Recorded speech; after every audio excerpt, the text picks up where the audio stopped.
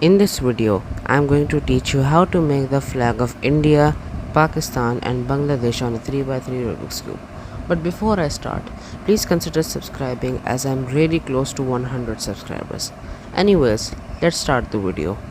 If you don't know the cube algorithms, just follow what my hands are doing.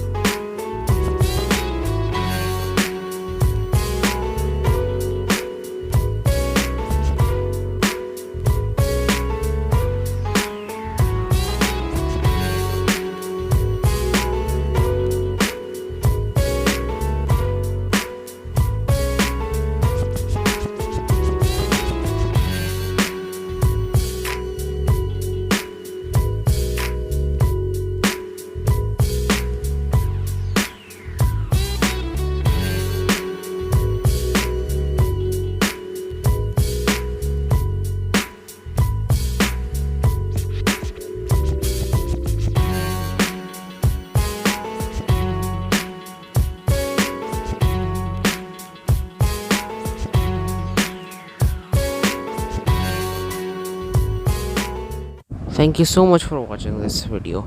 If you are from any one of these countries, don't forget to subscribe and I'll see you in the next video.